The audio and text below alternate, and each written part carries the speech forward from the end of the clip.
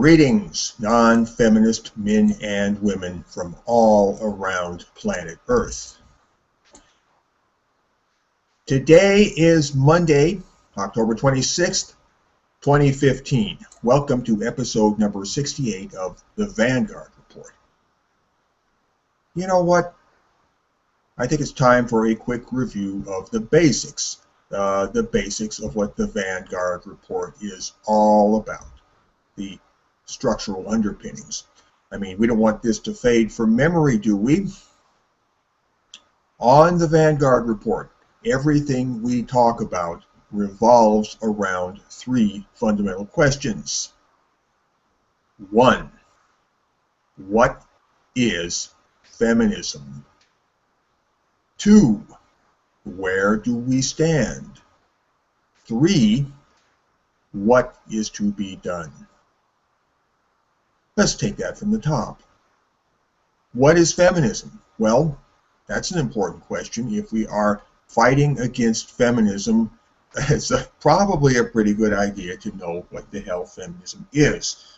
And it's not enough that we each individually in our own minds think we know what feminism is. We have to have a common focus here. We have to agree jointly on what is this beast that we call feminism if we're going to effectively fight it. So we have to arrive at a general understanding.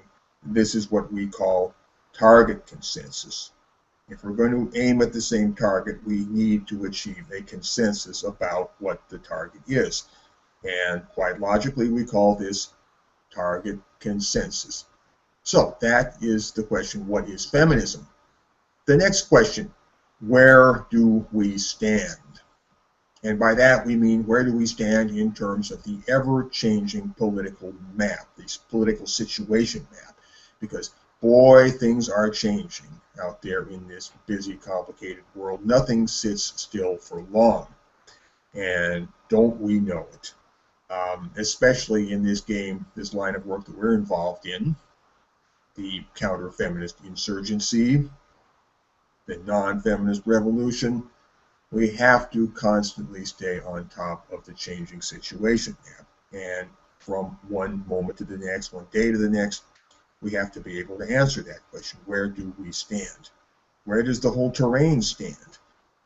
That's question number 2. Where do we stand? And then the third question, what is to be done? The great revolutionary question, what is to be done? What do we plan to do? We've decided on what feminism is.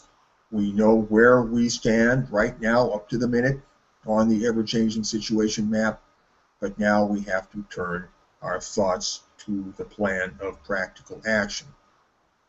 What is to be done? What are we going to do? Where do we go from here? And there you go. That's it in a nutshell. The three questions that we've entertained on the Vanguard Report.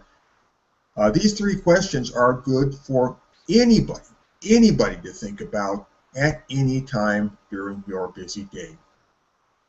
Anytime you have a spare 10 minutes, you can stop and ponder upon these questions and reflect upon your own place as an individual, as a non-feminist individual within this fluctuating, busy, dizzyingly complex at times scheme of things.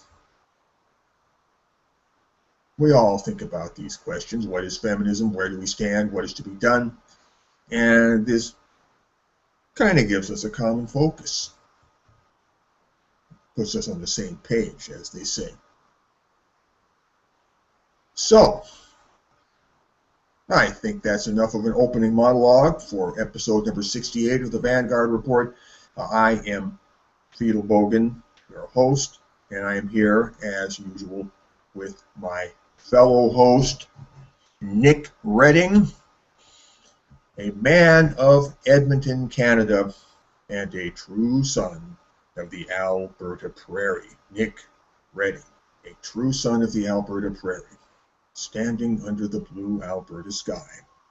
Nick is working oh so hard in Edmonton, Canada, to introduce fluctuations into the information state of the universe in Edmonton, Canada, in order to alter the information state of the universe in Edmonton, Canada, and ultimately everywhere in a non-feminist direction. Nick is one hell of an information worker. Nick, say hello. Hey everybody, my name is Nick Redding with the Men's Rights Edmonton Project. You can get a hold of me through mensrightsedmonton.com or more directly, mensrightsedmonton@gmail.com.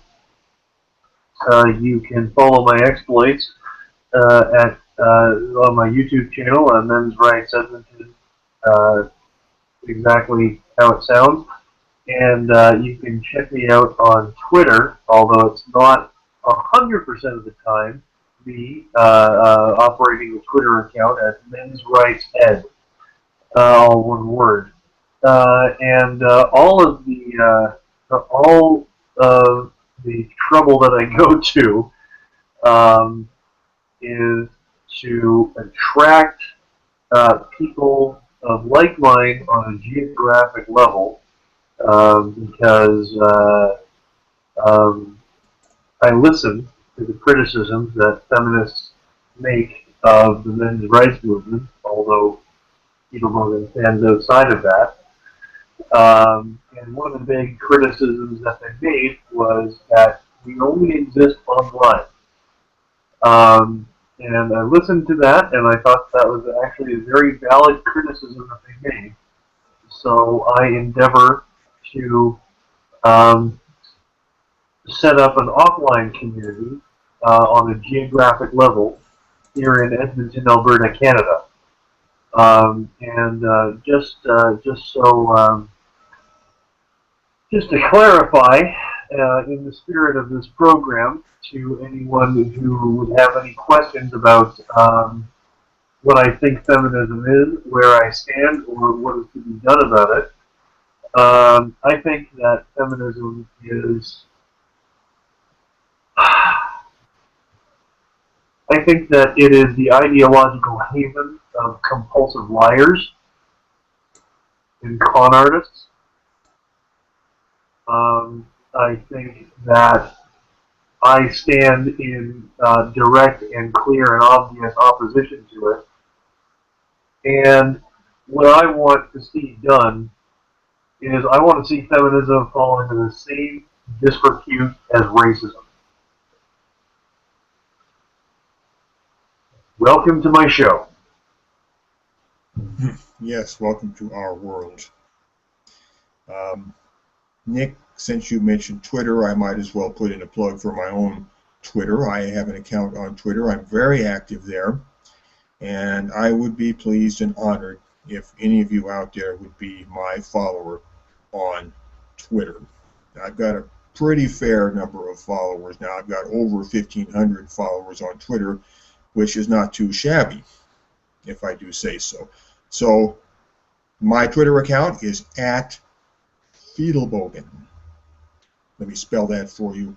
Fiedelbogen. F-I-D-E-L-B-O-G-E-N.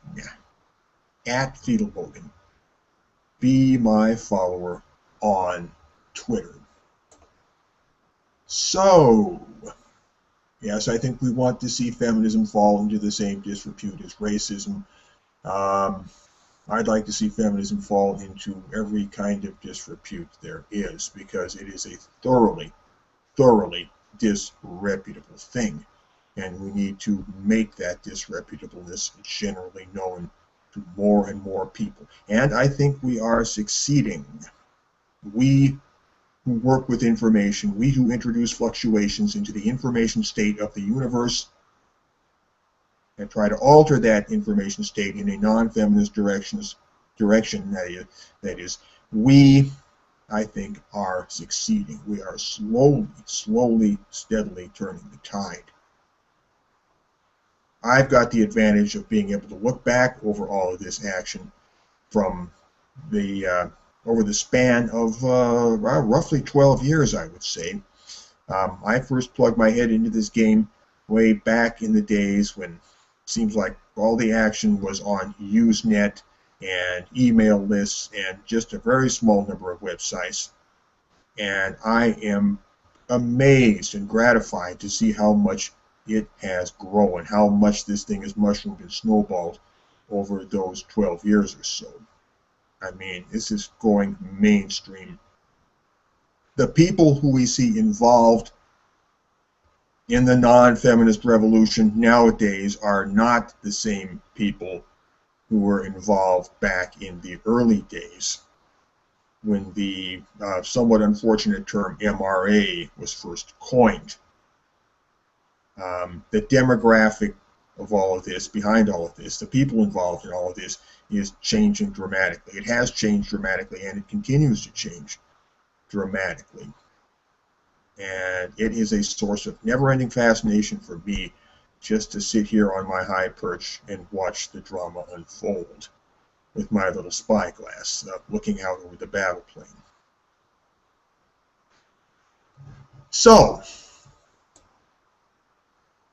on to the meat of today's program. Here, my customary keynote rant, if you will. Friends, as non-feminist men and women, feminism has stolen plenty of things from you. Among these are non-feminist life, non-feminist liberty, and the non-feminist pursuit of non-feminist happiness. Why, the bastards will even steal your non-feminist soul from you, if you let them get away with it. Please understand that you owe feminism no answers. This is a deep concept, maybe deeper than you realize. Let's try to scratch into it a little bit.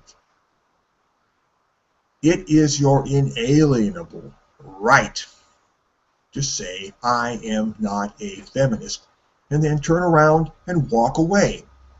And it is their responsibility to say, okay, and then leave you the hell alone to go your own way in peace forever. Yes, you are a non-feminist. That means you're not a feminist. You're a non-feminist, okay? Logical, right? You are a non-feminist. But you are something far more important than that. You are an individual, a singular unit, differentiated from the mass, differentiated from the Borg.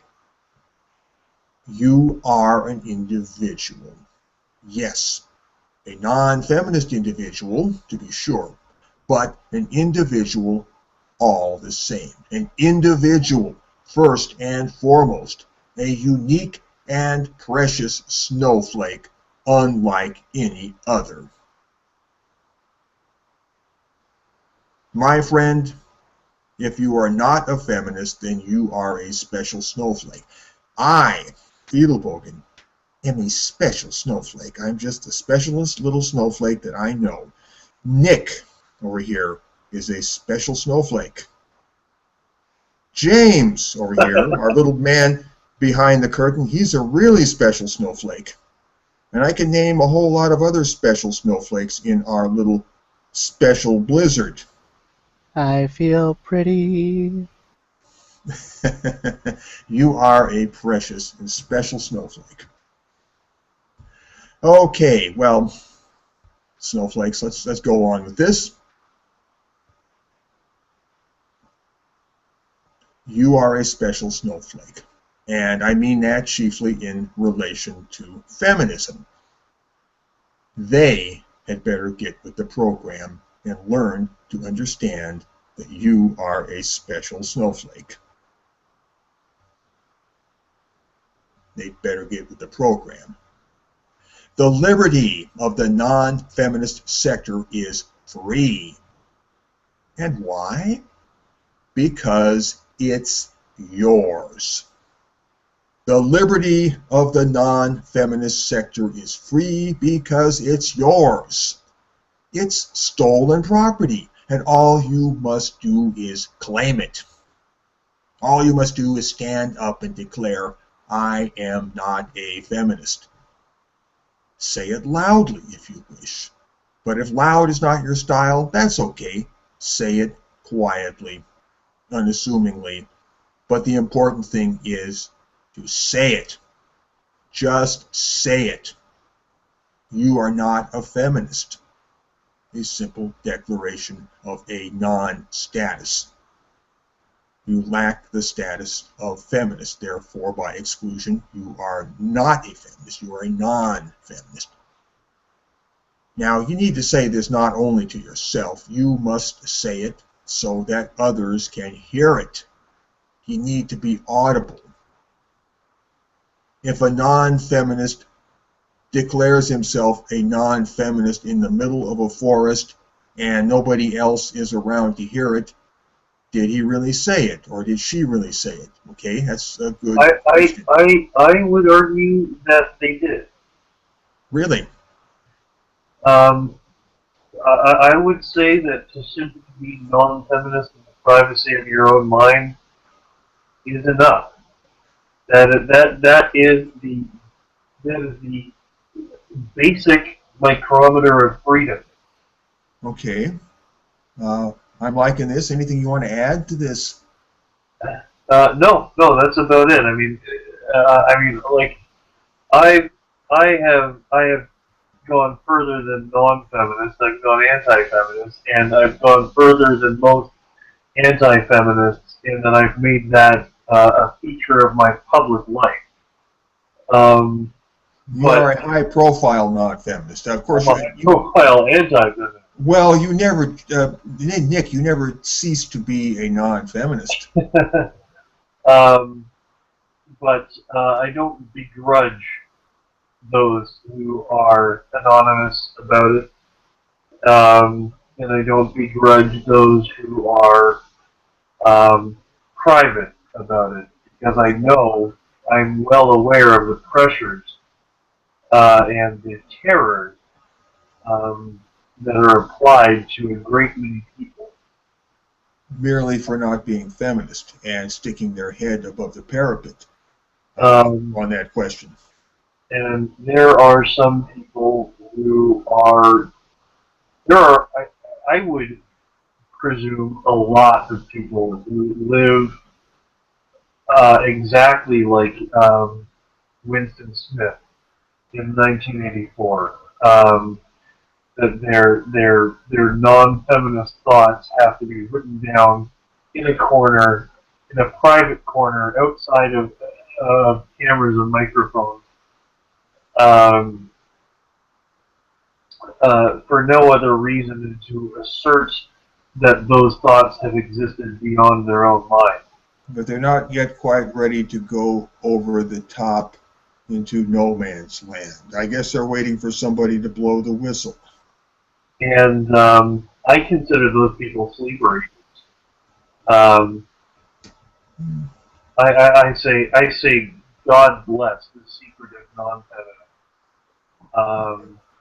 I don't know if they're sleepers. I think they're awake. Maybe they're just not talking. I think there's more diversity among the passive non-feminists. I think there are people out there who go ahead.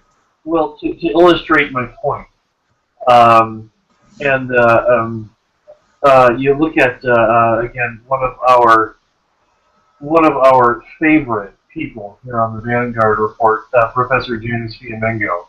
Yes. She drank the Kool-Aid for years and years, but little by little, she saw the hypocrisy. I actually reviewed her interview with Paul and Dean the other night, and what woke her up was witnessing the behavior of feminists. That's what woke me up, I would have to say, if I had to put it in a nutshell. And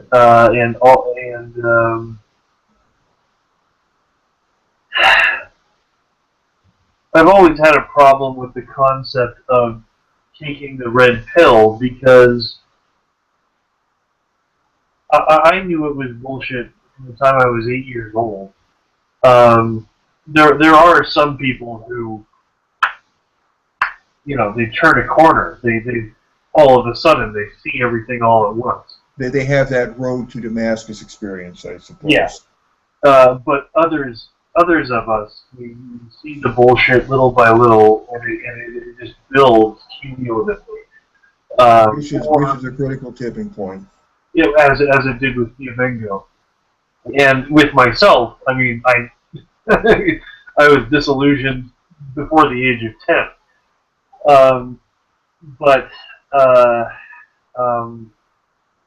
in the case of Janice, someone who started seeing things, but didn't quite speak up until well after she had a tenured position. That was mighty shrewd of her. Yes. Get that tenure first, and they can't catch ya. So there are, depending on where you are, you may not wish to be a high-profile non-feminist just yet. Well, I think that depends on what you plan to do. I mean, you can simply profile yourself as not being a feminist, and then after that not do anything particular other than the simple statement, I am not a feminist. And in that case, the point of the experiment is to observe what kind of attention this draws to you, or what kind of action, hostile or otherwise, and then chronicle this. You may do exactly what Peter Logan just described. Mm-hmm. Right? There is an in the vein of the spirit of this episode, there are infinite possibilities. Yes, infinite. Well, pretty freaking large anyway. Seemingly infinite. You may wish to remain, but again, I would not. This whole conversation spawned from one comment or from one sentiment of mine. Yes, it's been very fruitful. And that is that I would not impress upon anyone anything beyond simply being non-feminist in the privacy of your own mind. Because we really are living in times where that may be all you have. Well, if the disposition of your mind has any effect upon the outer world, the world beyond yourself, and I think it does, then I am forced to conclude that this does count for something, even politically. Although what that is might not be immediately apparent. Well, again, I will conclude on this very simplistic note. If you are non-feminist within the privacy of your own mind, that's just fine with me. That's fine with me too. But I am going to add that I sure would love to see people just mildly, putting a tin can on the end of the stick and sticking it up above the top of the trench and seeing if it draws any fire. Yes. We want to make the enemy give themselves away. And by invoking or provoking, attracting their hostile attention, they are giving themselves away. Especially if you operate with clean hands, you haven't done anything, you haven't said anything beyond the simple statement that you're not a feminist. If you're that kind of a clean operator, then they aggress against you, shall we say, at their own peril. So this is a chance to get them to, so to speak, build up their rap sheet. Because really, by the end of the day, If you're not a feminist in this world, you are taking up space in the world, one way or another, whether you realize it or not. This simple mental determination that you're not a feminist will, in fact, it must have consequences. If you're going to stand your ground on any level, it's going to have consequences. Like I say, the bottom line here is that you are taking up space in the world, and that's space they want, because they want all the space there is. They want feminism to be the end-all and be-all. They want it to be everything. They want the non-feminist sector to be nothing, and they want feminism and the feminist worldview and the feminist way of life to be all there is, the only game in town. And you can't even think of another game. To not be feminist is thought crime. It is thought crime, and to not be feminist, even in your own mind, you are an existential hero. But, you know, it really would do my heart good to see you stick that tin can up on the stick above the top of the trench a little bit once in a while. And if you're feeling more bold, you can begin to venture out more and more. And this is something I would like to see developing over the course of time, because over the course of time, it's going to get progressively easier for people to stick their heads above the parapet. Yeah, and as much as I respect, again, there's been a lot of shit talked about keyboard warriors. I actually, I actually have a lot of reference. We are working with information, and anything which is effectual in this venture of ours that involves working with information, whether it's at a keyboard or whether it's holding a sign on the street, it's all good. Yeah, I have a lot of reverence for keyboard warriors, because they at low risk, and whenever I listen to criticisms of the men's rights movement, whatever you think of that term, people call it, I hear that they invade comment sections, or they tactically advance upon comment sections. Well, of course, it's a war. Why would they not tactically advance upon the enemy? What do they think war is, anyway? This is a war. It is. It is an all-out a culture war, I grant you. But I mean, there's no shortage of dramatic description for what is undoubtedly an effective, a dramatic situation.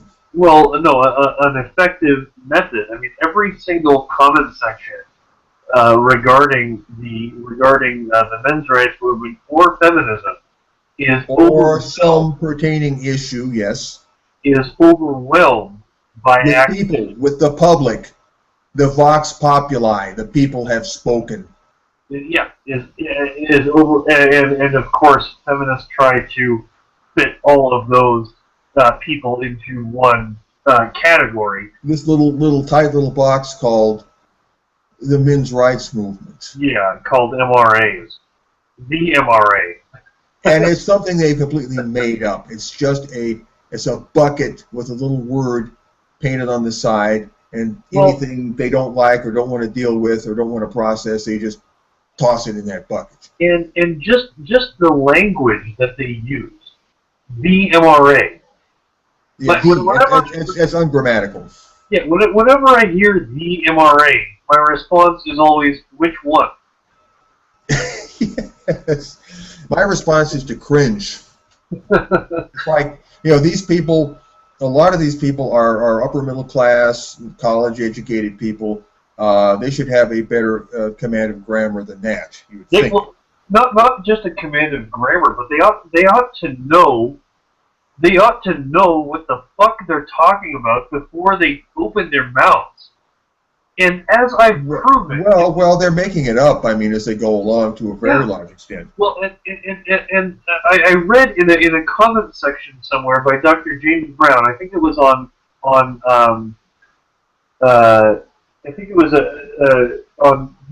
Facebook, by Dr. James Brown, not the Godfather of Soul, but right. We know the man who made a speaking engagement in Edmonton one time, I recall. Yeah, and even more recently in Vancouver. But a guy who's been involved in the Canadian education system for over 50 years.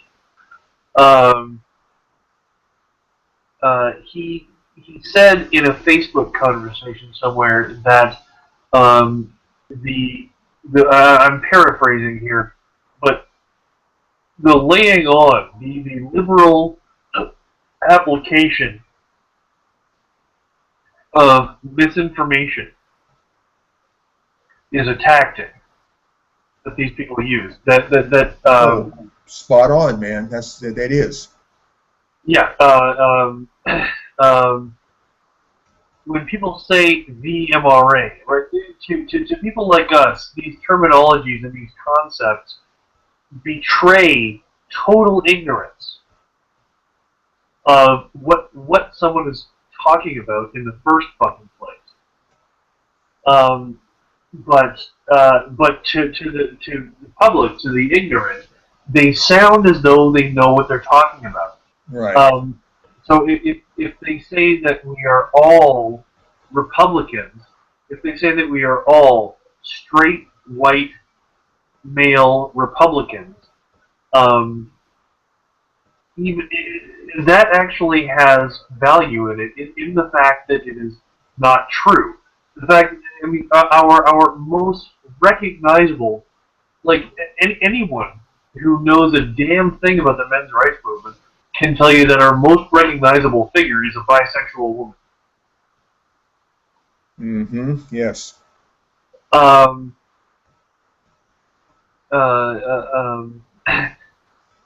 Basically, they're controlling the narrative, and they have the power to do so because they are so entrenched. They've got their hands on the control panel.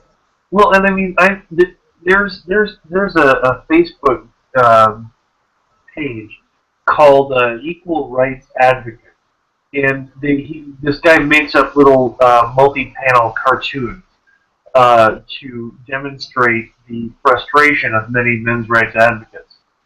And one of them, I actually had this conversation with my own father.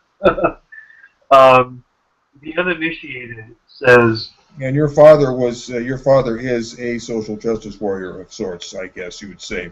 My father took me to Cuba when I was 18 years old so that I could see the last country to stand against American to Cuba, yes. Did you get to Havana?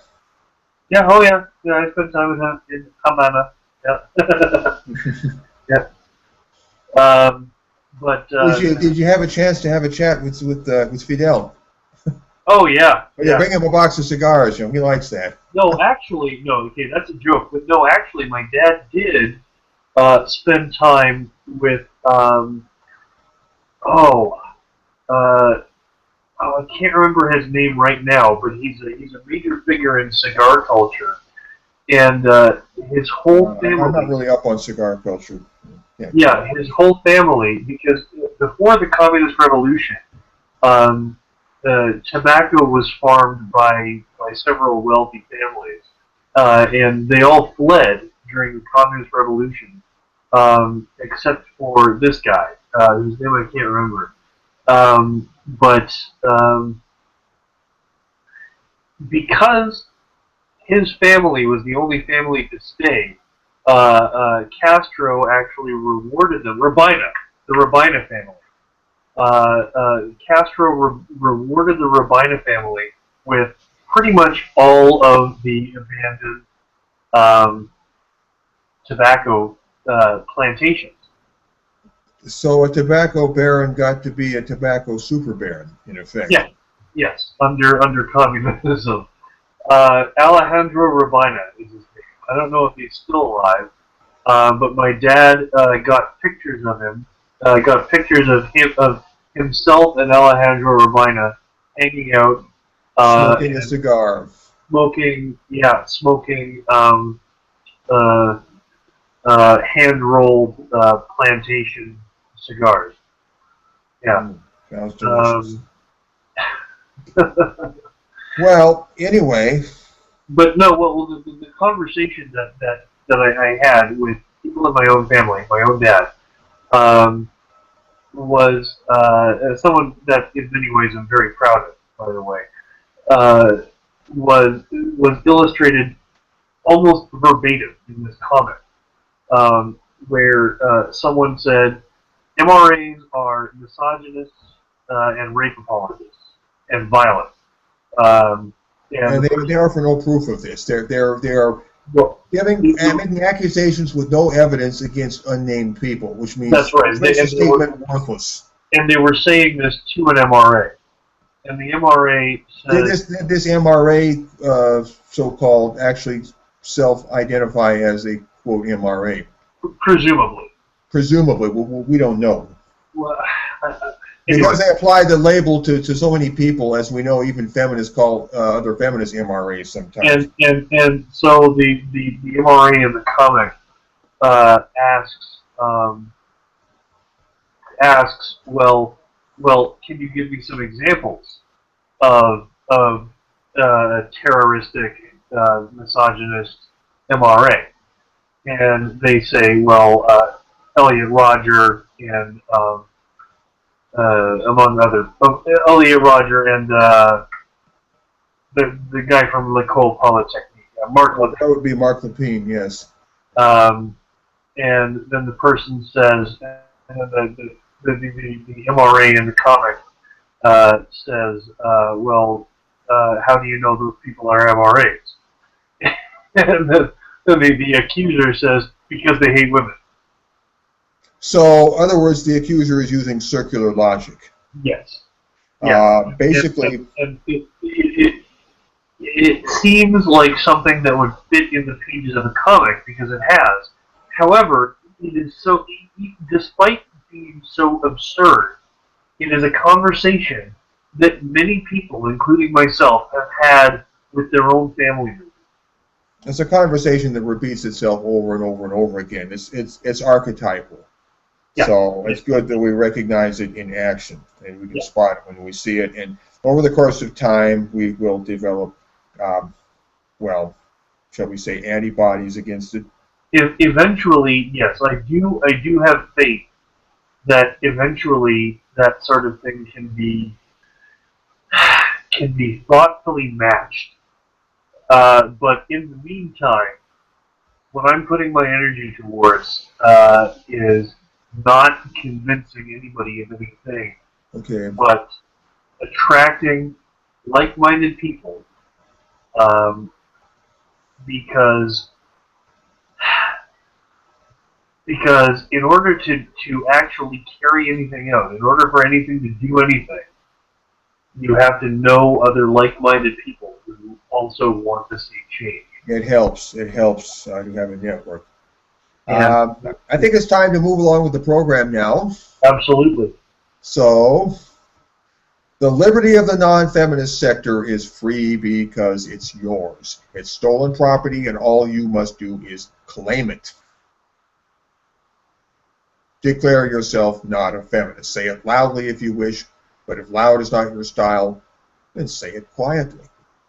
The important thing is to say it, just to say it. And not only to yourself, say it so that others can hear it. Well, we talked about that just now.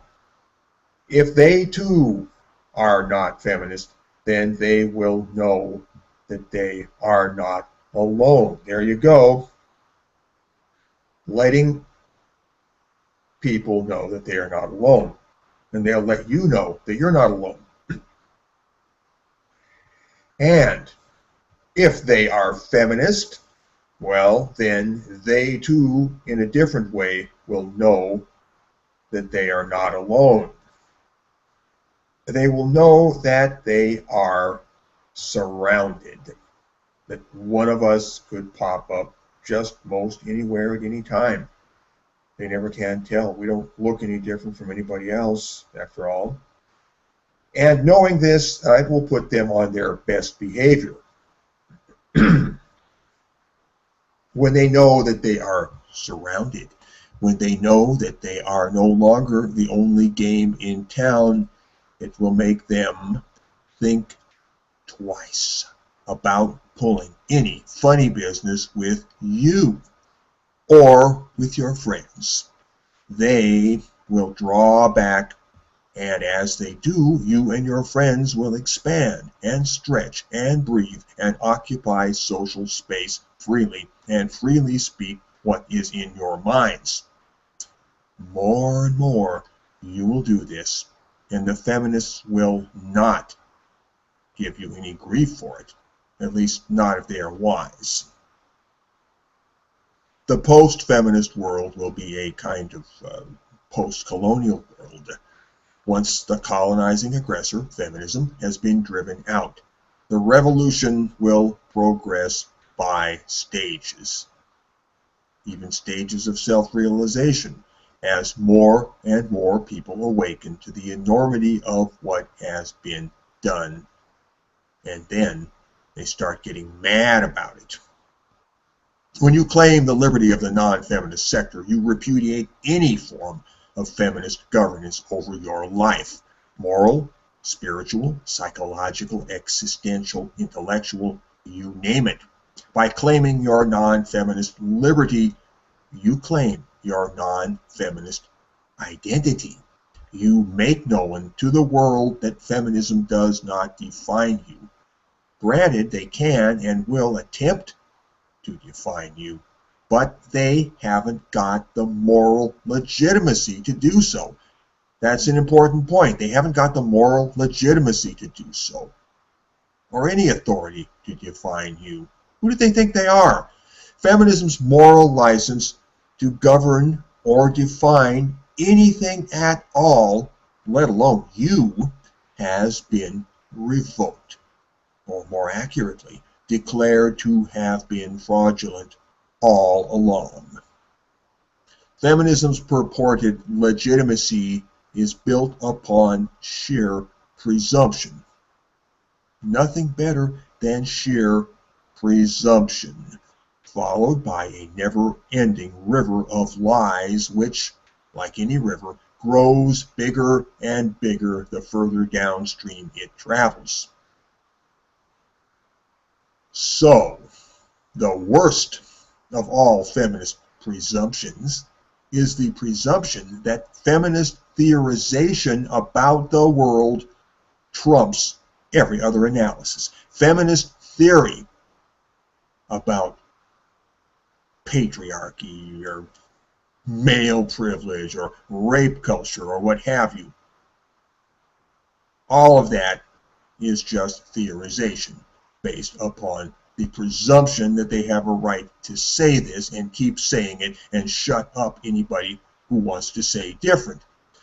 They believe they have the right to morally adjudicate the human situation in nearly all aspects. This defines feminism in a very essential way. They fancy themselves to have the power of moral adjudicators. But never, never at any point did feminism and its ideologues receive any divine mandate for this. They just took it. It wasn't theirs to take, but that didn't stop them. Feminism has become the default, controlling, hegemonic paradigm of cultural discourse at large, with institutional and legal backing. That is where we stand. That is feminism, and that is where we stand. Feminism has usurped, by presumption, the power to, oh boy, the script is all mangled here for some reason. They have screamed and bullied and slandered and spread lies. They came back and did it again and again and again. They have done this for years, and they will not stop, ever, unless a non-feminist force intervenes to stop them. So, to morally adjudicate the human situation means to subject all moral phenomena to the critical apparatus of a particular ideology, and that's what feminism does. In this case, yes, we are talking about the critical apparatus of feminist ideology in particular. The feminists seem to think that we non-feminist men and women are morally insufficient to adjudicate matters for ourselves in a non-feminist way. The feminists want to be moral dictators in charge of everybody's rights and wrongs, and they act like it constantly. It's just one more way that they make their power hegemonic and place themselves in control of the entire cultural discourse. We need to put a stop to that. The feminists are free to view the world through their own ideological lens. Their brain, their choice, that's fair enough. But if they want to put the power of the state behind this and make their view, what's inside their brains, the foundation of law and public policy, if they want to alter the information state of the universe in that way, then we will rudely tell them where to get off. In fact, that's what we're doing right now. So let's build the momentum, okay? Here's a final thought which I don't want to omit. Feminism, in common with the authoritarian left, makes heavy use of collective guilt, or guilt by association, if you will, as a moral bullying tactic. Well, here's the good news. When you claim the liberty of the non-feminist sector, you liberate yourself by implication from guilt by association. Anytime a feminist postulates a group or category or movement or any such entity and tries to shove you into it in order to implicate you in a pattern of collective guilt, said feminist has committed an act of feminist aggression. As a non-feminist man or woman, pardon me, as a non-feminist man or woman, you are an individual and can only be judged as an individual according to a non-feminist system of moral adjudication. You follow me? A non-feminist system of moral adjudication. Non-feminist. That's the key word. Think for a minute. Lack of feminism is not a group, not a movement, not an ideology. In principle, lack of feminism is nothing more than the world minus feminism.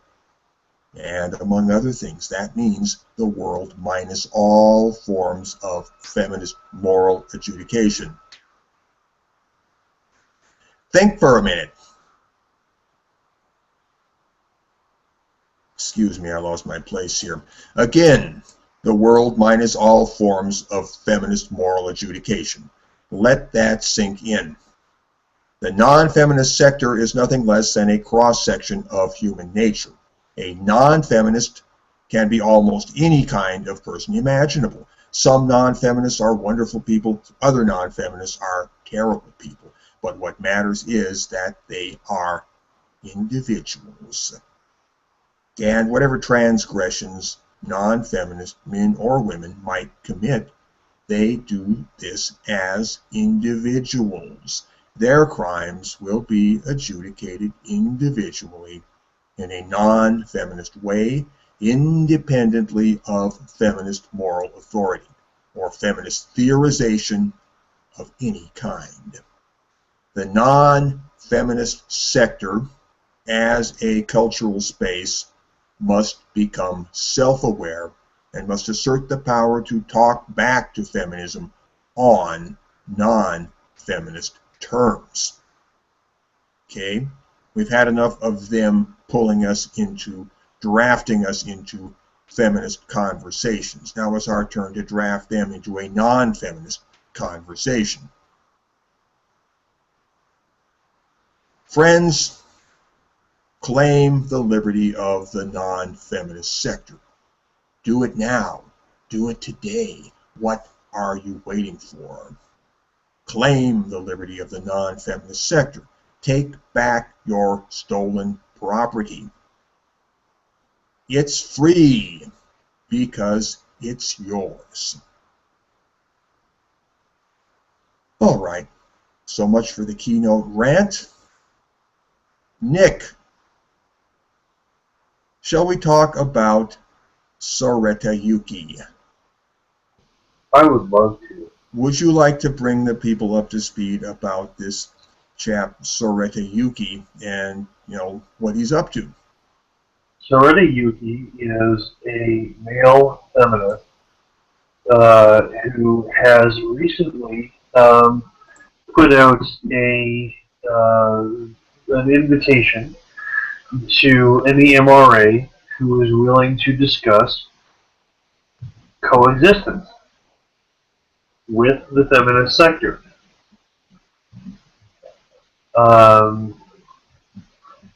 His invitation has gotten a lot of response. Both you, Fetal Bogan, even though you are not an MRA, so maybe his invitation was not meant for you. But I, who am unquestionably an MRA, have also expressed interest in Mr. Yuki to discuss, because he was very clear that he didn't want a debate, which, Fetal Bogan, correct me if I'm wrong, but in wording, it seemed very similar to what you and I have been asking for quite some time. It did. Which is merely a parlay between two irreconcilable sides in a conflict, yes. Yes. I don't know about irreconcilable. I like to hold out a 1% hope that maybe they are reconcilable. I'm 99% sure that they're irreconcilable, but I reserve that little tiny sliver of 1%. Yes, and I can say that I've spoken with other people who have taken him up on his offer, and they are similarly skeptical, but at the same time hopeful that there is some kind of something beneficial that can come from this. Yeah, there is something beneficial. The question is, of benefit to whom? In what way? Those other people from who have self-selected from the MRA camp, they may have their own questions. But the question that I would ask, which I have asked in my Mike Group Meta video, to any feminist, is how do they see feminism achieving its goals without the whole world being converted to feminism, or at least being compliant with feminism? Okay. Because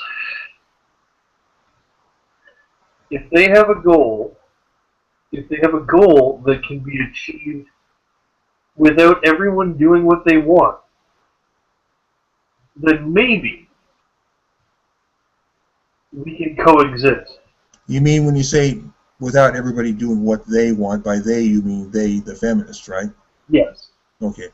The whole reason that I am anti-feminist, the whole reason that I took up arms against the feminist push, was because I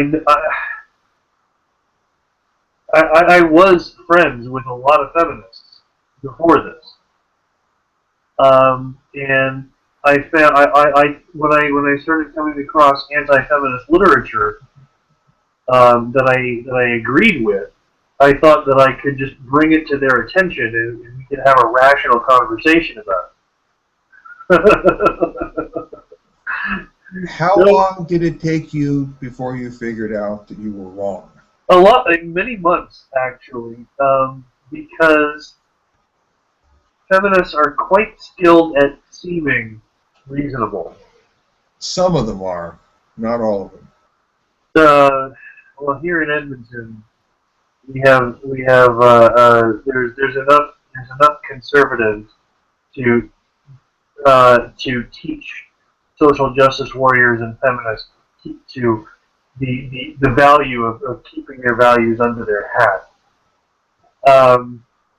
But of course, with me being the type of person that I am, I wasn't satisfied with being shrugged off and put off and dismissed and shut up. Humored, yes. Well, and humored, but in other cases, just outright shut up. Well, right. Even after these cases, there would be meetings between me and these people because I took it very seriously. And I expected that whatever these people's values were, that we would at least be able to talk about them. And after a lot of trying, after a lot of really having faith in my friends, I realized that they were not approaching this in good faith themselves. They had they were not interested. They were not beta testing these ideas. They were pushing them, and they weren't interested in criticism. That's what we call everybody. That is what we call feminist triumphalism. Yeah, despite the dreadlocks, despite the undercuts, despite the post-apocalyptic clothing and the juggling and the weed smoking, all of these signifiers of being rebellious, they were quite, I found, quite authoritarian. No reason why you can't be a rebel and be authoritarian at the same time. No contradiction here. Well, okay. Just thought I'd make that point. Well, you would think that from observing movements like the punk movement or the hippie movement or whatever, you would think by observing them that they value equality, because that's a word that they toss around like candy. A word that you and I here on the Vanguard Report have come to regard as completely worthless. We are cynical about the concept. It's hard not to be cynical about something, about nothing, which people try to fob off on you as being something. I would say that that coming up with a rational argument, coming up with an explanation, or a means of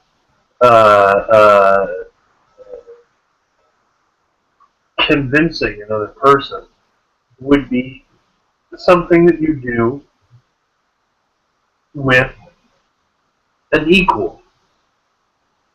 Yes, an equal. Good point. We're not equal. We non-feminists are not equal to the feminists in the worldly scheme of power. No, and they show that. They show that because they know that. They damn well know it. They don't have to converse with you. They don't have to sell you on their points. They just have to assert their points. And if you don't go along with it, you're bad. Mm-hmm. That's how they operate. Well, and another way they operate, the reason that it took me a while to find out is because they were talking about me behind my back. I wouldn't put that past them. Right? I mean, and I kind of figured, like, I thought that if one of them would have an issue with what I was saying, they would come and speak to me about it directly. But that, again, is something that you do with an equal. You're not an equal. You are you are the low kid on the totem pole, in their world, or you were. On the basis of disagreeing with orthodoxy. Mm-hmm. That's really the thing, is that if feminism, I'm going to bring it back to what I was saying earlier, if feminism didn't hold the position that it does now, I wouldn't be against it. Right? I wouldn't be against it as long as they stay in their place and play nice with the rest of the world. I'm not against people believing that the Earth is flat, even though I have good reason to believe that's not true. Yeah. They're welcome to believe that the Earth is flat. They're welcome to believe that Santa Claus lives at the South Pole, when most people think Santa Claus lives at the North Pole. I would merely be a non-feminist as opposed to an anti-feminist. Just as I am a non-Christian or a non-Muslim or a non-Buddhist or a non-Russian, or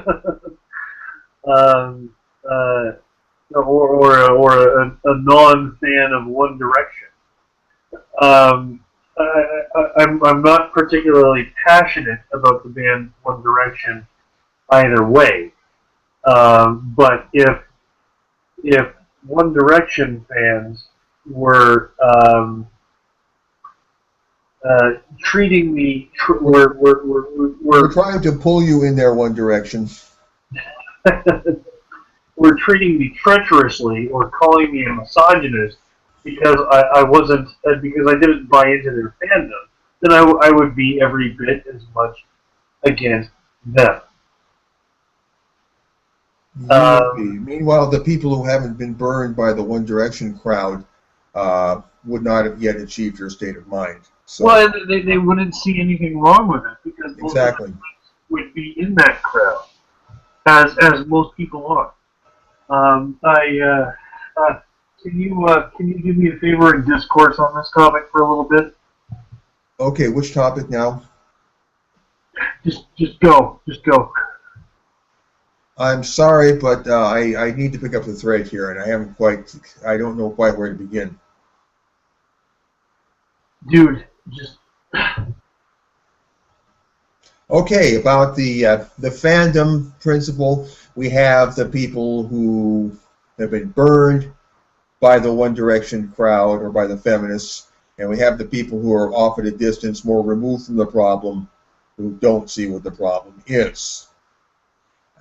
So we are in a pattern now. We are waiting for more and more people to have been burned by feminism, or to know someone who has been burned by feminism, or to have become aware one way or another of the true nature of feminism. And this will convert those passive non-feminists who don't even yet fully understand what feminism is. It will turn those people into full-out anti-feminists, and then their degree of anti-feminism will climb up the scale like mercury in a thermometer. Yes. And what I have to stress is that if you're trying to convince people to be anti-feminist, you're pissing into the wind. You are wasting your effort. The strategy is to let people experience this for themselves, and or put them in a way to see it for themselves by working with information and providing them with information.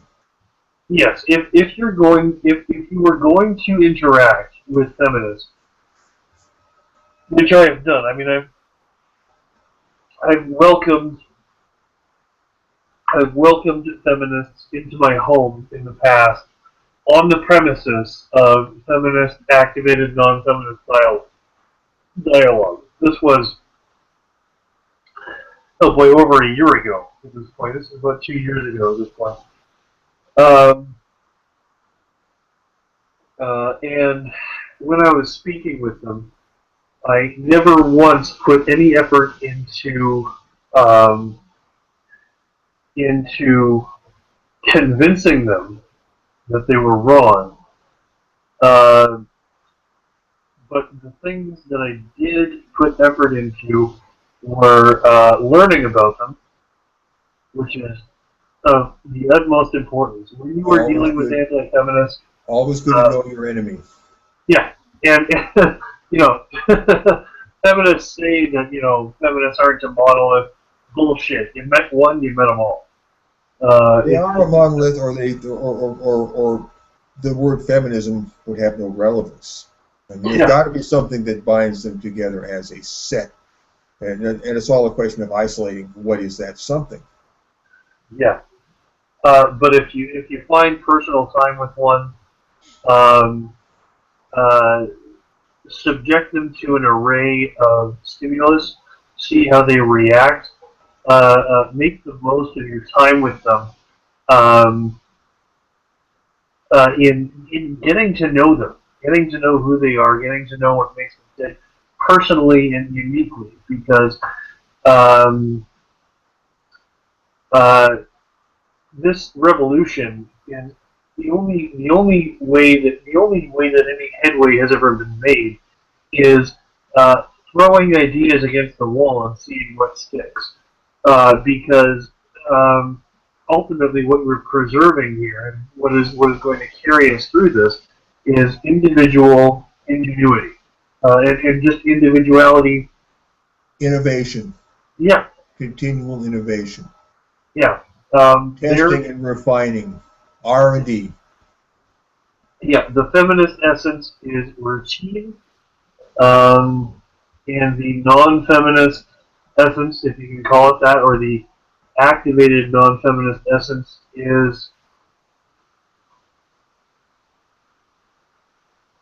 ingenuity. Innovation, individuality, community-based innovation. Yeah, but leaderless resistance. But being alive in heart and soul and coming up with something new, and looking for new ways to fight this cancerous evil. Yeah. I mean, I would never have gotten where I was if I wasn't just throwing ideas against the wall, and sooner or later, just by drawing people together when they were throwing ideas against the wall, that inadvertently created an international controversy. So just never stop trying new things, and fuck what anybody else has to say about it. Okay. Great, man. I would add to that since we are, by the end of the day, simply working with information, part of that, working with information, is spreading ideas.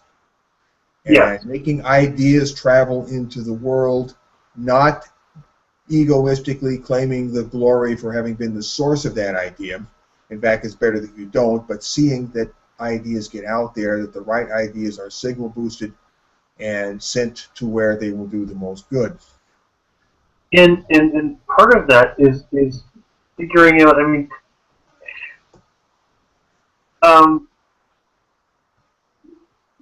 figuring out where ideas can be sent to do the most good may not necessarily mean getting out to the most people. Getting out to the right people, would you say quality as opposed to quantity?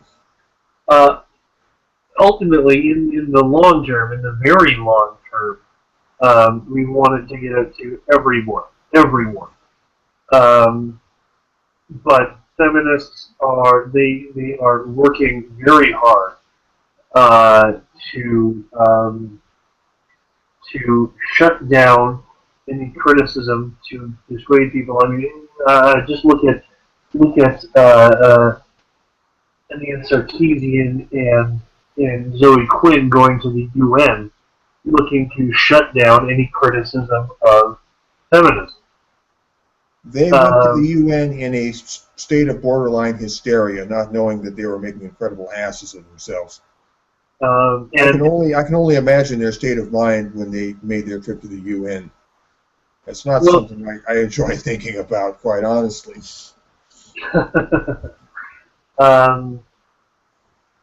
Well, regardless, the undeniable, what has been undeniable from, I don't even know if there was a day one, but what has been undeniable since the beginning of any opposition to feminism is that feminism has been doing everything they can to prevent the spread of the transmission of the concept of anti-feminism. In a word, they are trying to stop the spread of counter-feminist information. And they are organized, they are funded, and they are every bit as invested, if not more so, than us. Well, they are invested in their way of life because they put so much work into it, and they've worked so hard to get into the position of power where they are now. Whereas we're not even a nation yet. Well, you say, you hit on something there. You say that they're invested in their way of life. Their way of life is conscious dishonesty.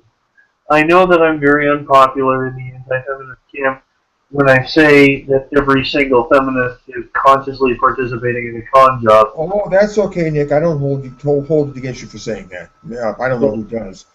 I'm in a minority when I say this, but I do theorize that every single one of them, Fetal Bogan will tell you that they are either crooks or schnooks. I will tell you that they are all crooks.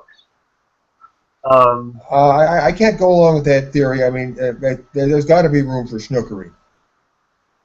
Yeah. Somewhere. I mean, there's always naive people who can be sucked into something, and I don't think feminism's any exception in that regard.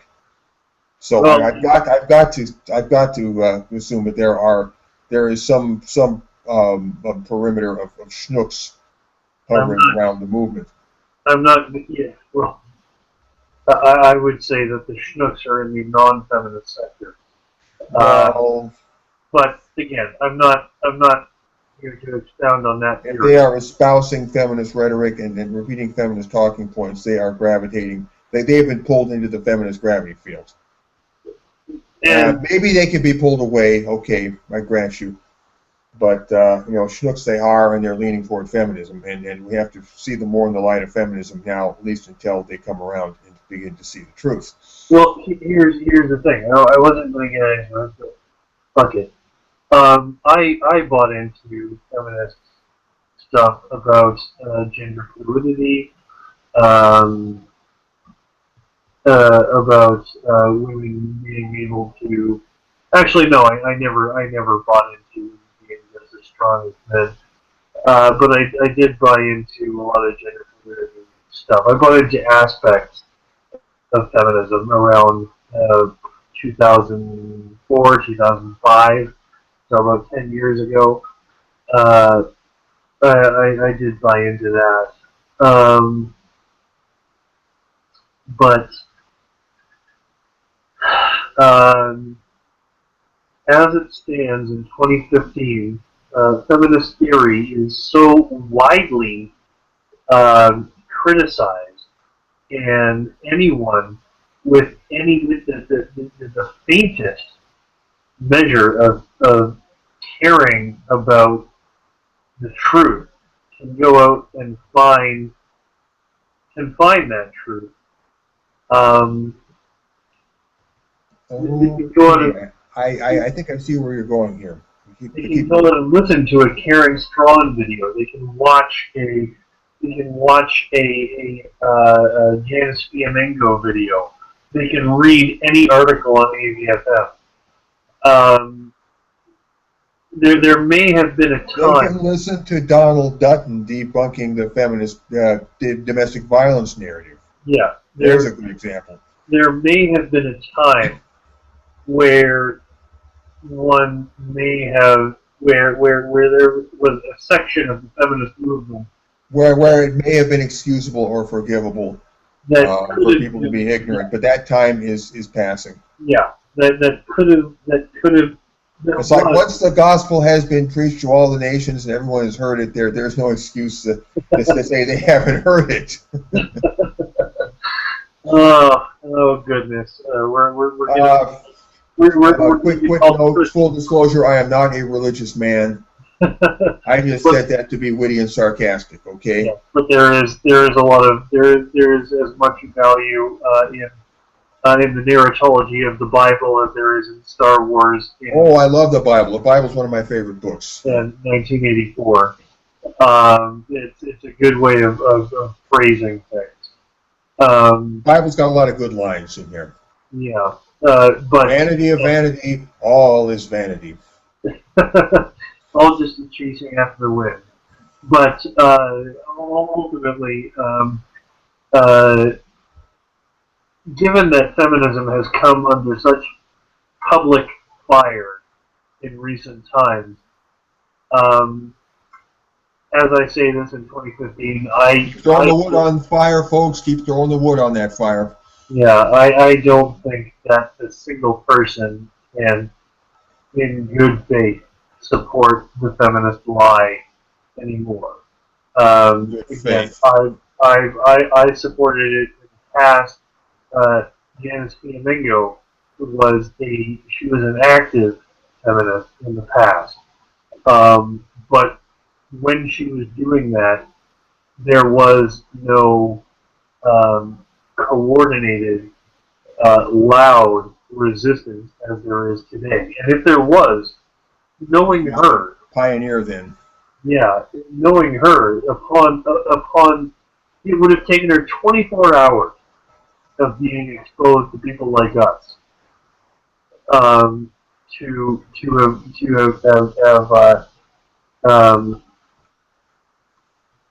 have changed sides. The whole I think one of the reasons, maybe the main reason feminists are getting so cranky these days is that the current is flowing faster and they're having to swim harder and harder to not get swept away by the current. yeah, And it's an exhausting thing for them. There's a documentary coming out by Cassie J about the men's rights movement. Right, the Red Pill movie, yes, we've all heard about that, I think. It's called The Red Pill. And the question is, will she get the money? Yeah, hopefully. For the post-production. And Breitbart has advertised her need for funding. So I've gotten some results there from what I can see. I mean, there's a bunch of people have been pledging money just from the Breitbart article. I think it was Milo Yiannopoulos who wrote that article. One of the subtle things that you may not have noticed, Peter Logan, from the preview, was that when she spoke with people like Paul Elam and Warren Farrell, their names were put on the backdrop of a red pill. And when she spoke with people from the feminist majority, their names were put on the backdrop of a blue pill. Oh, and I like the symbology there. And when her own name was the name put on the backdrop of a purple pill. Oh. That one of the. Thank you for pointing out that nuance there. I missed it. One of the major themes of the movie is she became a subject of the documentary itself. It was a voyage of, shall we say, self-discovery. Is that I looked into some of her Ask Me Anything on Reddit, and she started looking into rape culture, and she ended up making a documentary about the men's rights movement. And she hit some very turbulence. She had a crisis of faith while making the movie. She had a road to Damascus moment. And if anyone is unfamiliar with the road, with what the road to Damascus is, St. Paul was someone who He was Saul of Tarsus. Saul of Tarsus. He tortured and killed Christians. He was a Jew who tortured and killed Christians because he saw them as criminals. And in the course of his investigation, he became a Christian himself. Now, neither Peter Logan or I are Christians, but the metaphor remains that someone who is genuinely seeking after truth, no matter how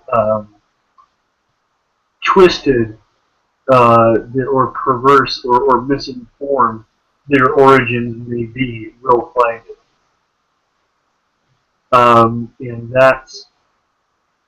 that, I hope, is what will be conveyed by Cassie J in her documentary.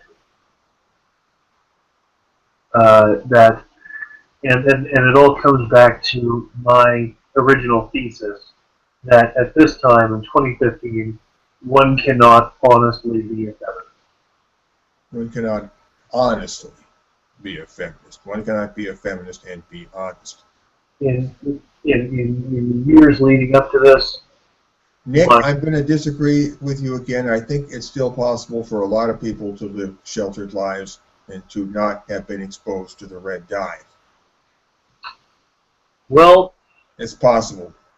Don't underestimate the capacity of people to be ignorant. And ignorance of what we have to say is precisely what feminists are trading on.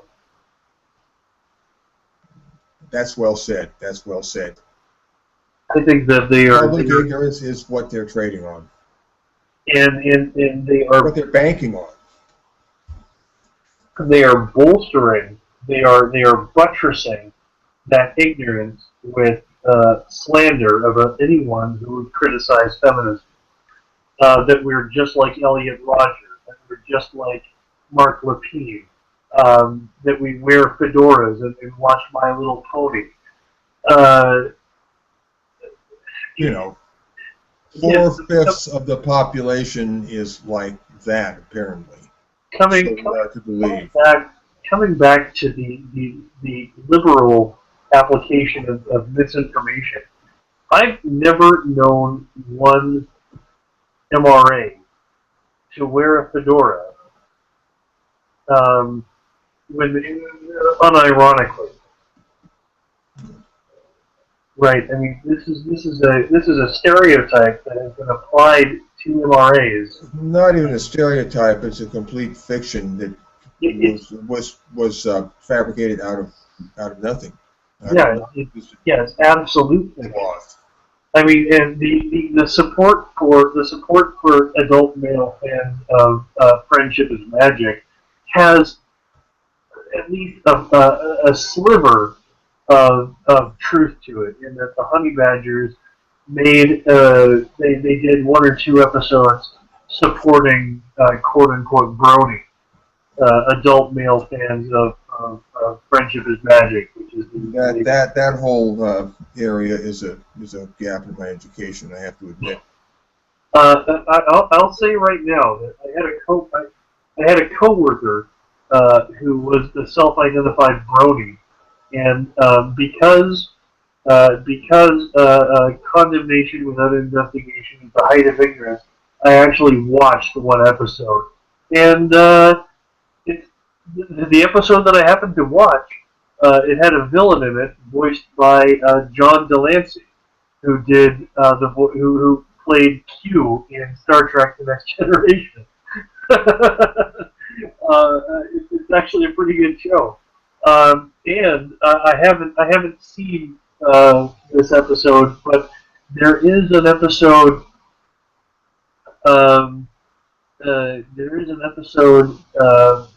That takes aim at social justice warriors. I'm not kidding. A brony, what do you call it? There's an episode of Friendship is Magic that takes aim at social justice warriors. Okay. There is all all of the ponies, they have a symbol that expresses their character on their hindquarters.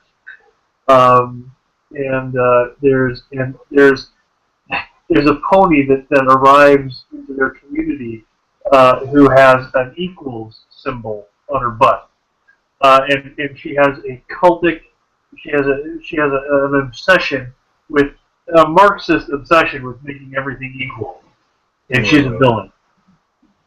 Okay. Well, you know what I really like is the recent South Park. Oh yeah, the PC principle. The entire season of PC principle and everything.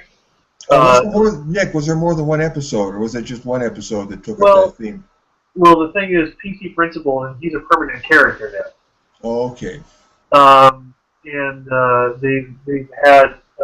By the way, I like the play on words there between principal of the school and principal, as in principal. Oh, well, I don't know if that was intended, but well, intentional or not, I think it works. Logan, you may not be aware that the most recent episode of South Park had to do with safe spaces. Okay. That was the central theme, and so they're taking on political correctness. That seems to be in a more they've got a more extended campaign here. That seems to be the central theme of the entire season. Yes, they're talking about safe. They actually introduced a new villain into this latest episode, and the villain is reality.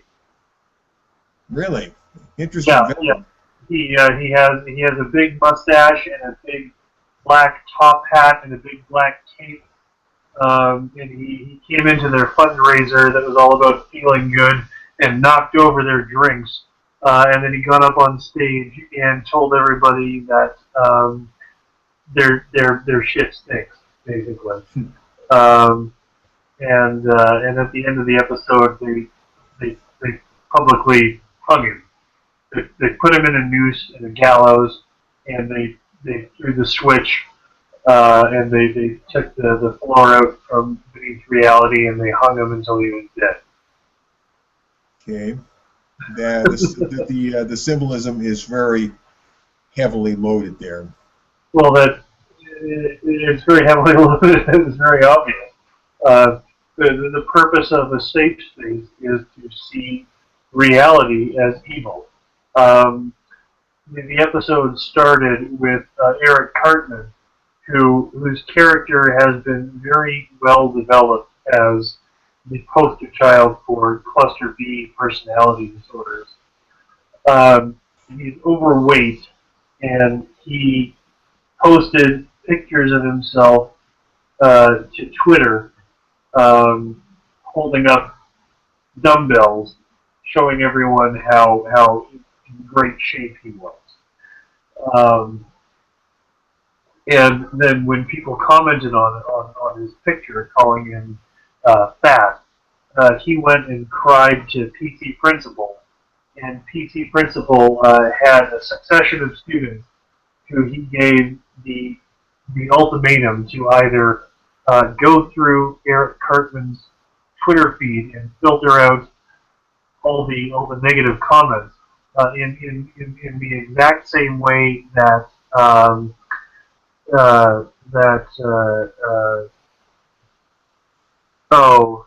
Lena Dunham. Lena Dunham has hired a person to go through her Twitter feed and take out and to edit out all of the nasty comments and only present her with the positive feedback on your Twitter. Okay, you mean her Twitter feed, her own nasty comments. And so PC Principal hired. He had several. He asked Kyle Brozlovsky, the Jew, to do this job, and told him that if he didn't, he would get 2 weeks detention. Then he had Wendy Testerberger, the feminist. He asked her to do this job, and when she refused, she also got 2 weeks detention.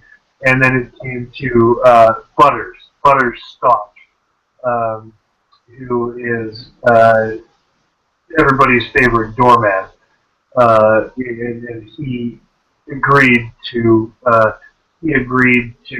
filter out all the nasty things from Eric Cartman's Twitter feed, and then instead of getting 2 week detention, and eventually he was editing the Twitter feed of a bunch of people, including Steven Seagal and Vin Diesel, and they all sang a wonderful musical number about the wonders of your safe space, where you're protected from reality. Well, and then okay, anyway, those somewhere, I don't know, I don't have the address, but there is a website where you can watch just about any South Park episode there is. well, in Canada it's Much Music. In the U.S., I believe it's Comedy Central. Comedy Central in the U.S. Okay, so definitely, I encourage everybody to watch some of those anti-SJW, anti-PC episodes of South Park.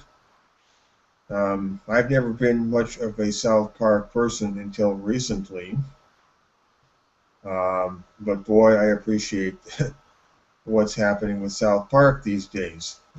These ideas are getting into the popular culture. Well, the voice is being heard. let me say that South Park and The Simpsons and Beavis and Butthead and King of the Hill and I've always been bastions of that sort of thing, I know. yes, and of course Duckman, from which I derived my online pseudonym, have always been bastions of freedom of speech,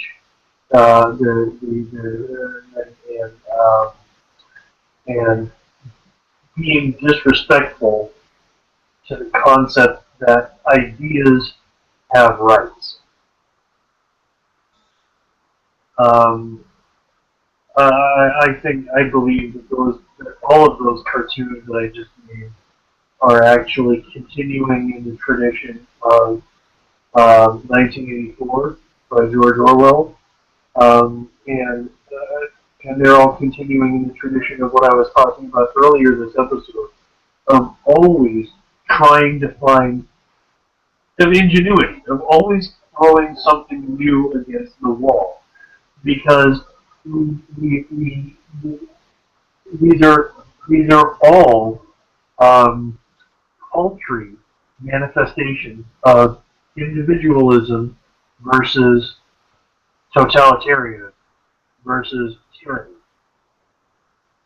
Okay. So I would encourage everyone listening to this to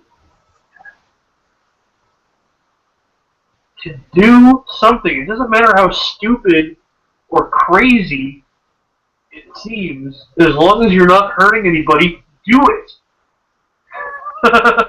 For God's sake, figure.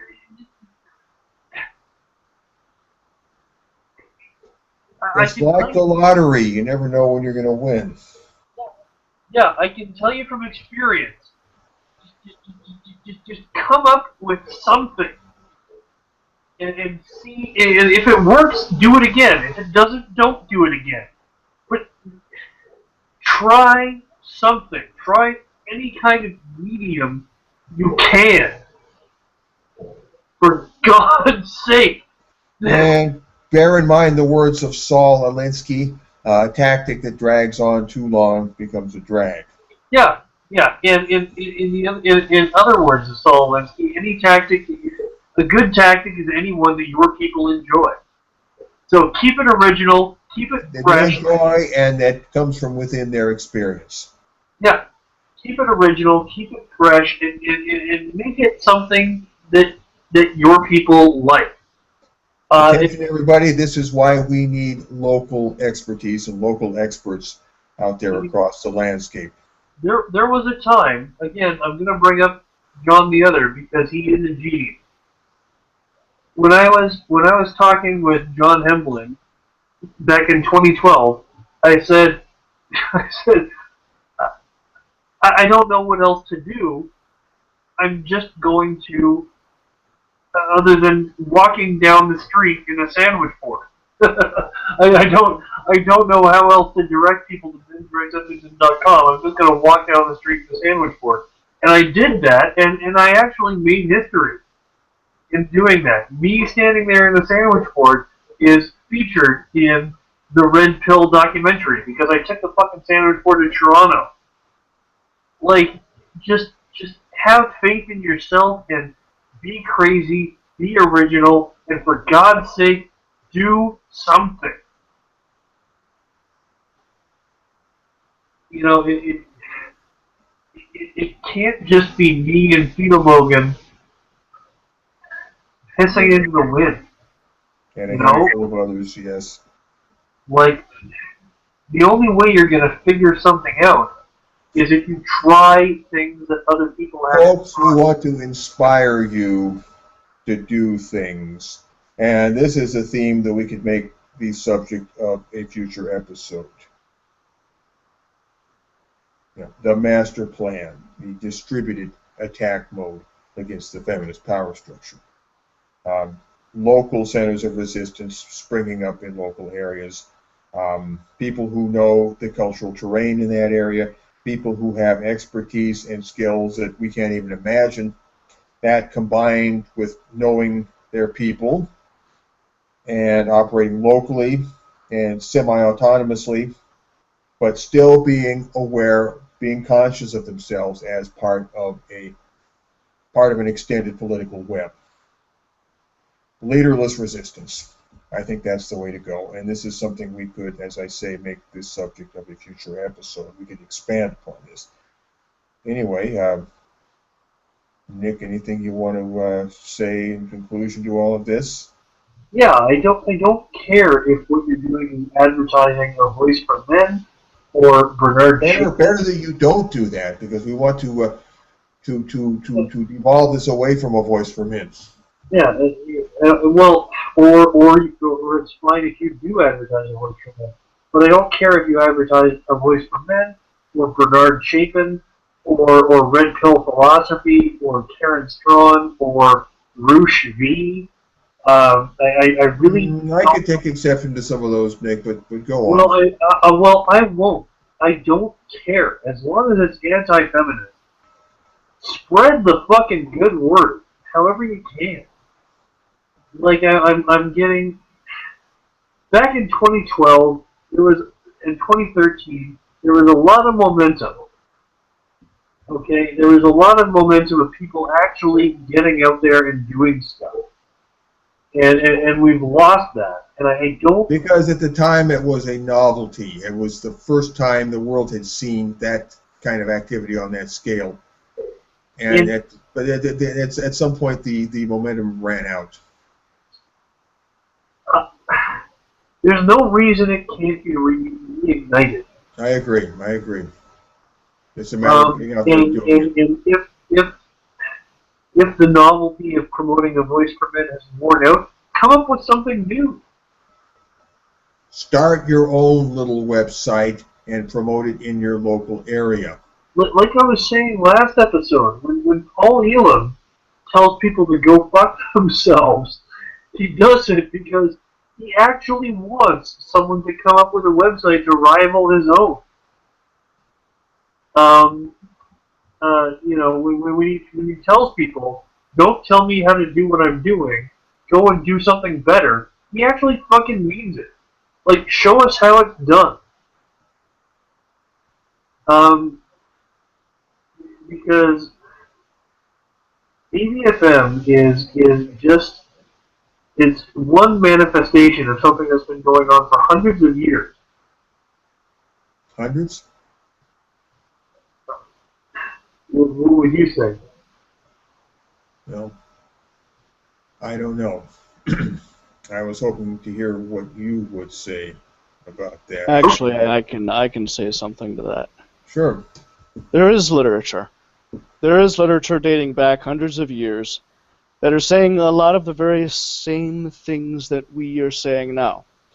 Now, granted you'll find it in such works as Chaucer, things of that nature, but if you read between the lines, you'll get the gist of exactly what is being said about the state between men, women, and the rest of the world, and how there are double standards that take place in society.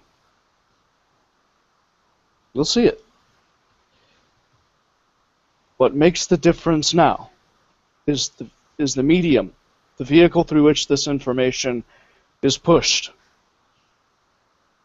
and the debate that ensues in public in a way that has never happened before. That is new. That is the new part. The new part is that we have tools that we never had before. Exactly. Plus, I would add perhaps that history has arrived at a point of crisis, possibly unique in our remembered experience. Well, we've never been at quite the place where we're at historically now in the past. No, the major difference right now is technology, and I say that because, like I said, I keep on saying that feminists are essentially cluster B personality disorder, and that's what Paul and Dr. Tara keep on pointing out. And one major variant of cluster B, or one of the personality disorders in the B cluster, rather, is antisocial personality disorder. And these are people who they are master copiers. They are master mimics of what happens, of what has already happened, right? But they are out to lunch. They are completely incapable of original thought. So now that this new technology of mass communication has emerged, it's only a matter. What's going to happen is ingenious people are going to take advantage of this and do new things, and inevitably,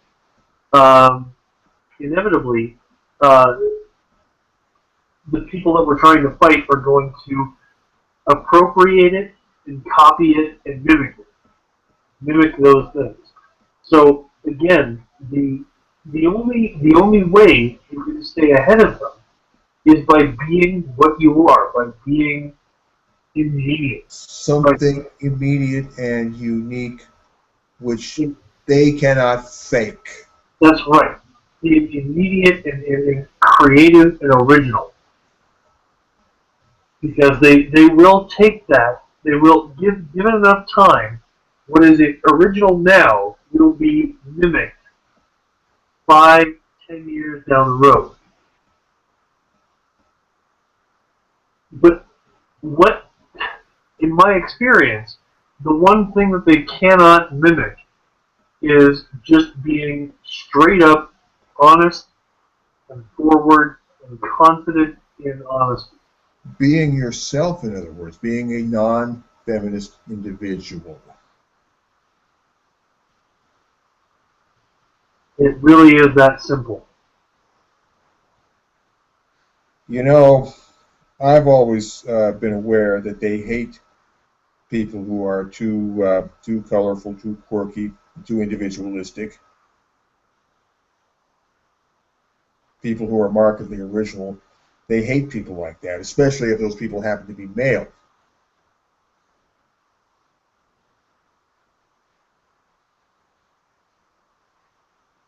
And they do everything they can to keep those people feeling isolated.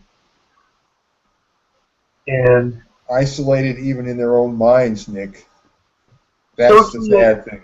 Yeah, socially isolated and to make them feel wrong. To make them feel wrong as a thing. to make them feel wrong as an entity, to make them feel like they have no business. To make them feel like some kind of an unclean object. Yeah. Yeah. And if you are non-feminist, if you are confident in being a non-feminist, all you have to do to spread that confidence is demonstrate your own.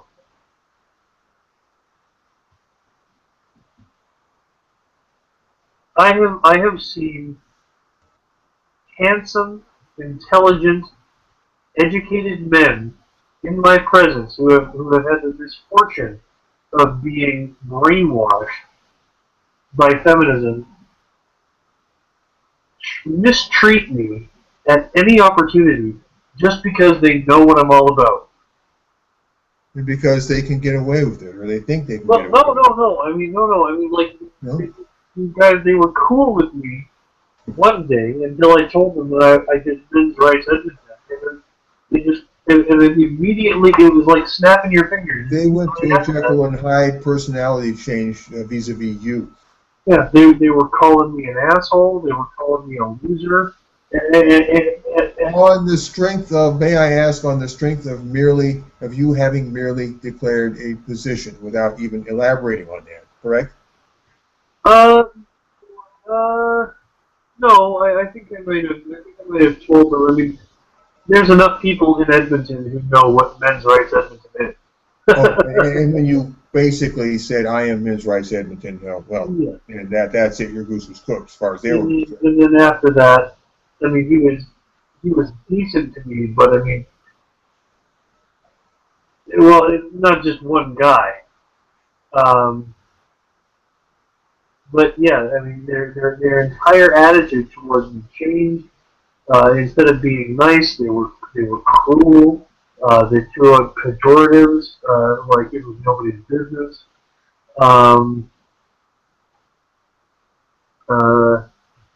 And all of this with no demonstrated malfeasance on your part. No, nothing. And that's the important point right there. Absolutely nothing cruel or mean. In fact, I had been. You had not taken a dime out of their pocket or done them anything wrong. They had no proof that you were any kind of a scumbag other than you had stated a political position. No, in fact, the prime example that I can think of was a security guard at my job, and I frequently help security guards in their duties. This guy had no reason. To bring it all back to the main point, people who have been colonized, indoctrinated, for lack of a better term. Oh hell, brainwashed. Yeah, they will hate you for being free. Tell them you're not a feminist. And watch the shields go up instantly just by saying you're not a feminist. Yeah, again. And if you accelerate from there, if you escalate from there, expect it to get worse. Yeah, John the Other referenced an episode of the original Star Trek where the heroes went to a planet where they were under the influence of a computer god known as Landru. And once a person could see that you were not initiated, then they would withdraw in horror and would say, "You are not of Landru. You are not of the body." And that is exactly what you're dealing with. When you identify yourself as not of Landru, not of the body, people will fear and hate you. That's all it takes, a simple negation. Yeah. No positive action on your part. No malfeasance on your part. Just a simple declaration of where you stand. I am not X. And that's all it takes. I didn't I didn't need to hear, and I'm not passing judgment on someone who does need to hear this radio program and take action. But I didn't need to hear this. I didn't need to hear Paul Elam or Aaron Pitti or Man Woman Myth. I didn't need to hear any of them to take action, or rather to have the impetus to take action. I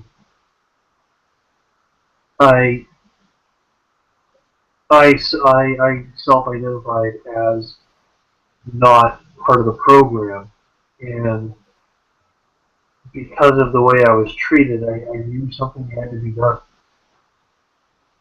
So if all you do is wake someone else up, You have no idea how many people they might eventually wake up. yeah, You might wake up a star performer. You might wake up the next Girl Writes What. You never That's know. exactly what I was about to say. You might wake up the next Girl Writes What. You might wake up the next Milo Yiannopoulos. The next Paul Elam. Yeah. Oh hell, you might even wake up the next Fiedelbogen. You never know. Or the next Nick Redding. Well, I don't think anybody will be that one. Or the next that Agent guy who Orange. sits in the back and does absolutely nothing. Or you might wake up the next Agent Orange. Yeah. Or you'll wake up the guy who's just in the back and does nothing. Yes, you might wake him up. Yeah. Well, he's awake anyway. He doesn't do anything, but he's awake. I would like to take this opportunity to salute all of the low-profile non-feminist men and women of the world. Fellow workers in the vineyard. We salute you. Yeah. As again, I said this at the beginning of the episode. I don't think any less of people who take on a low-profile role. We know you'll get your motor warmed up here in 2 or 3 years, and you'll start to raise your profile. Yeah. Proceed at your own pace, within your comfort zone. Yeah. Take on as much as may be easy to you. Yeah, but the first step is being decidedly non-feminist in the privacy of your own mind. And something I was saying earlier, I didn't get around to saying, was that one of the ways you can expend your energy when you're dealing with feminists is to learn about them. Another way, if you're brave enough, is to ask them challenging questions. Is to challenge them, is to play with them. Because they got where they are by not being challenged. Right? Now see where they will go next. Yeah. When you show them a different road on which to travel. Yeah. If you just, I mean, we've seen that providing them with stats and arguments and all those things, those will not work. Those will not wake them up. Those will work with the middle mass. Yeah. But people who are converted, you're not going to wake them up. If you're going to try, if you are going to undertake the very noble cause that I am too lazy to undertake, of waking up actual feminists. Which can be done, by the way. It's just a question of how you want to budget your energy. Use Socratic method. Oh, go full Socratic. Go full Socratic and rely. If you want to learn more about Socratic, just look up,